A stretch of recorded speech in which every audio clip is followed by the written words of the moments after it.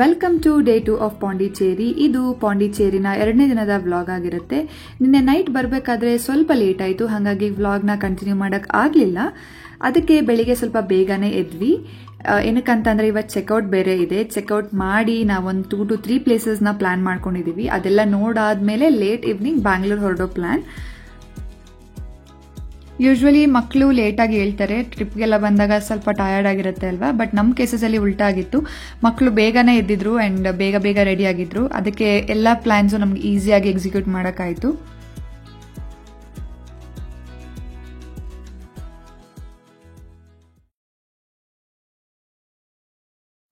ರೆಸಾರ್ಟ್ನ ಒಂದು ರೌಂಡ್ ನೀಟಾಗಿ ನೋಡಿಕೊಂಡು ಬ್ರೇಕ್ಫಾಸ್ಟ್ ಮಾಡೋಕ್ಕೆ ಹೋದ್ವಿ. ಕಾಂಪ್ಲಿಮೆಂಟ್ರಿ ಬ್ರೇಕ್ಫಾಸ್ಟ್ ಇತ್ತು.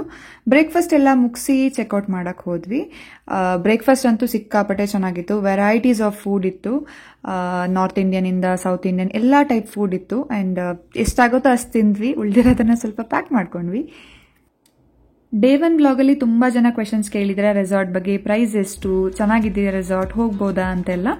ಸೊ ಈ ರೆಸಾರ್ಟ್ ಇರೋದು ಚೆನ್ನೈ ಪಾಂಡಿಚೇರಿ ಹೈವೇನಲ್ಲಿ. ಸೊ ನಿಮಗೆ ಎಲ್ಲ ಪ್ಲೇಸಸ್ಸು ನೀಟಾಗಿ ಕವರ್ ಮಾಡ್ಬೋದು. ಎಲ್ಲ ಒಂದು 10, 20, 30 ಕಿಲೋಮೀಟರ್ಸಲ್ಲೇ ನಿಮಗೆ ಎಲ್ಲ ಬೀಚಸ್ ಇರ್ಬೋದು, ಫ್ರೆಂಚ್ ಕಾಲನೀಸ್, ಕ್ಯಾಫೇಸ್, ಎಲ್ಲ ಥರ ಪ್ಲೇಸಸ್ಸು ನೀವು ಇಲ್ಲಿ ಈ ರೆಸಾರ್ಟಿಂದ ನೀವು ಕವರ್ ಮಾಡ್ಬೋದು. ನಾನೇನು ರೆಕಮೆಂಡ್ ಮಾಡ್ತೀನಿ ಅಂತಂದರೆ, ಈ ರೆಸಾರ್ಟ್ ಹೋದರೆ ಅಟ್ಲೀಸ್ಟ್ 1 ಡೇ ಏನಾದರೂ ನೀವು ರೆಸಾರ್ಟಲ್ಲಿ ಸ್ಟೇ ಆಗಿ. ಯಾಕಂದರೆ ಇಷ್ಟು ಬ್ಯೂಟಿಫುಲ್ ಪ್ರಾಪರ್ಟಿಲಿ ನಿಮ್ಮ ಟೈಮ್ ಸ್ಪೆಂಡ್ ಮಾಡೋಕ್ಕೆ ಚಾನ್ಸ್ ಸಿಕ್ಕಿಲ್ಲ ಅಂದರೆ what is the point of going to this beautiful resort ಅಲ್ವಾ. ಸೊ ಐ ವುಡ್ ಸಜೆಸ್ಟ್ ಅಟ್ಲೀಸ್ಟ್ 1 ಡೇ ಇರೋ ಥರನಾದರೂ ಪ್ಲ್ಯಾನ್ ಮಾಡಿ. ಇಲ್ಲಾಂದರೆ ನಮ್ಮ ಥರ ಗಡಿಬಿಡಿ ಆಗಿಬಿಡುತ್ತೆ. ನಿಮಗೆ ವೆಕೇಶನ್ ಅನ್ನೋದು ಒಂಥರ ಟಾಸ್ಕ್ ಥರ ಫೀಲ್ ಆಗುತ್ತೆ. But it was good. ನಮಗೆ 2 days ಲೀವ್ ಇದ್ದಿದ್ದರಿಂದ we wanted to explore all the places. ಯಾಕಂದರೆ ಇನ್ನು ಯಾವಾಗ ಹೋಗ್ತೀವೋ ಗೊತ್ತಿಲ್ಲ. ವಿ ವೇರ್ ಲೈಕ್ ಓಕೆ ಎಲ್ಲ ನೋಡ್ಕೊಂಡೇ ಬರೋಣ ಅಂತ. ಆದಷ್ಟು ನಾವು ಪ್ಲೇಸನ್ನ ನಾವು ಡಂಪ್ ಮಾಡಿದ್ವಿ ನೋಡ್ಕೊಂಡೇ ಬರೋದು ಅಂತ. ಅಟ್ ದ ಸೇಮ್ ಟೈಮ್ ನಮಗೆ ರೆಸಾರ್ಟ್ನ ಸಹ ಎಕ್ಸ್ಪ್ಲೋರ್ ಮಾಡೋಕ್ಕೆ ಟೈಮ್ ಸಿಕ್ತು ಲಕ್ಕಿಲಿ.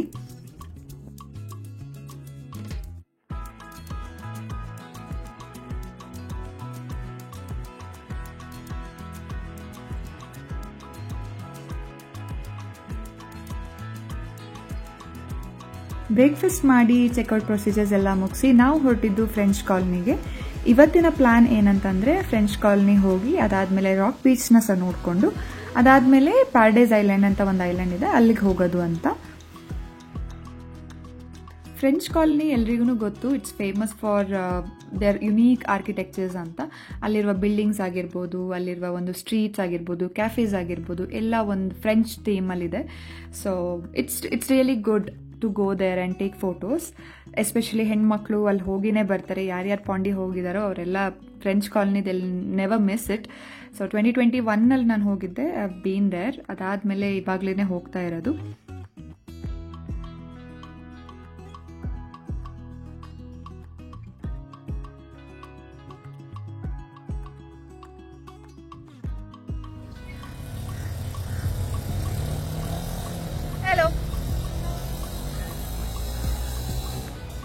ಅದಲ್ಲ ಆಕ್ಚುಲಿ ನಾವು ತುಂಬಾ ಇದೆ ಅಲ್ಲಿ ಬಿಲ್ಡಿಂಗ್ಸ್. ಇಲ್ಲೊಂದಿದೆ.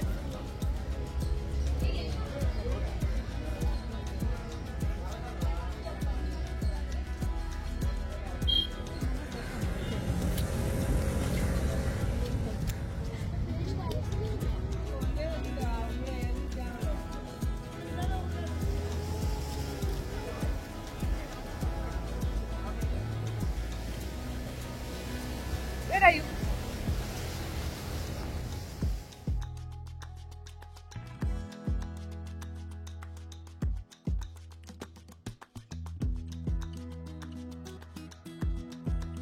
French colony and rock beach ಎರಡೂ ಮುಗಿಸಾದ್ಮೇಲೆ ನಾವು ಹೋಗಿದ್ದು ಒಂದು ಸೀ ಫುಡ್ ರೆಸ್ಟೋರೆಂಟ್ಗೆ.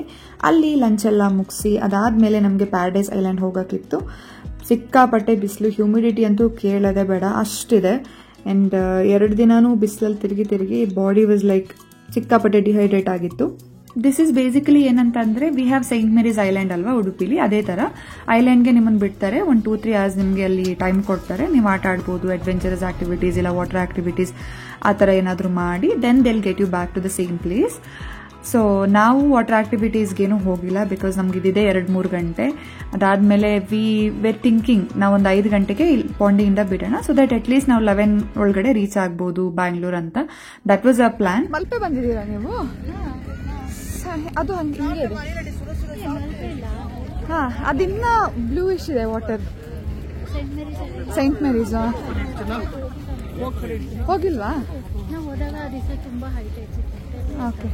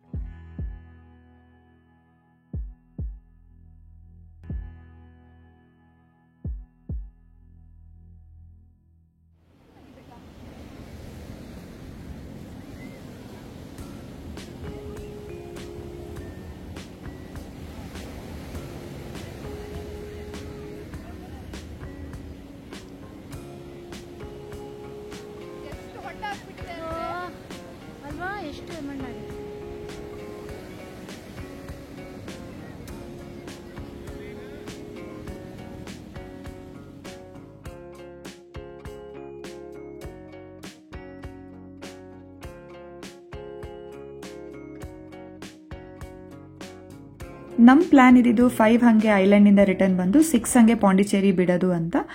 ಬೋಟ್ ಸ್ವಲ್ಪ ಡಿಲೇ ಆಗಿರೋದ್ರಿಂದ ಸ್ವಲ್ಪ ಬರೋದು ಲೇಟ್ ಆಯಿತು. ಆ್ಯಂಡ್ ಟೀ ಎಲ್ಲ ಕುಡಿದು ಸ್ನ್ಯಾಕ್ಸ್ ಎಲ್ಲ ತಿಂದು ಹೊರಟ್ವಿ. ಅದೇ ಟೈಮ್ಗೆ ಮಳೆನೂ ಸ್ಟಾರ್ಟ್ ಆಯಿತು. Worst part of this trip ಏನಂತ ಅಂದರೆ ಟ್ರಾಫಿಕ್. ಹೋಗಬೇಕಾದ್ರೆ ನೀಟಾಗಿ ಬ್ಯಾಂಗ್ಳೂರಿಂದ ಪಾಂಡಿ ಹೋದ್ವಿ, ಬಟ್ ಬರಬೇಕಾದ್ರೆ ಕೃಷ್ಣಗಿರಿ ಕ್ರಾಸ್ ಆದಮೇಲೆ traffic was hell. Literally I would suggest ಯಾರಾದರೂ ಟ್ರಾವೆಲ್ ಮಾಡೋರಿದ್ರೆ ಪ್ಲೀಸ್ ಪಾಂಡಿಯಿಂದ ಲೇಟ್ ಈವ್ನಿಂಗ್ ಹೊರಡಬೇಡಿ. That is very difficult. Roads ಕಾಣಿಸಲ್ಲ ಆ್ಯಂಡ್ ರೋಡಲ್ಲೆಲ್ಲ ಮಳೆ ಬಂದು ನೀರು ತುಂಬೋಗಿರುತ್ತೆ ಆ್ಯಂಡ್ ಹೆವಿ ವೆಹಿಕಲ್ಸ್ ಟ್ರಕ್ಸ್ ಎಲ್ಲ ಇರೋದ್ರಿಂದ it's very difficult. 2 hours literally ನಾವು ಜಾಮ್ ಆಗಿದ್ವಿ ಆ್ಯಂಡ್ ಬರಬೇಕಾದ್ರೆ ತುಂಬ ಲೇಟ್ ಆಗಿತ್ತು. 2 hours ಅಂದರೆ ಲಿಟ್ರಲಿ ನಾವು 2:30 ಹಾಗೆ ರೀಚ್ ಆಗಿದ್ವಿ ಬ್ಯಾಂಗ್ಳೂರ್. ಸೊ ಯಾರಾದರೂ ಟ್ರಾವೆಲ್ ಮಾಡೋರಿದ್ರೆ ಲೇಟ್ ಈವ್ನಿಂಗ್ ಸ್ವಲ್ಪ ಅವಾಯ್ಡ್ ಮಾಡಿ ಆ್ಯಂಡ್ ಇಟ್ಸ್ ರಿಸ್ಕಿ ಆಲ್ಸೋ.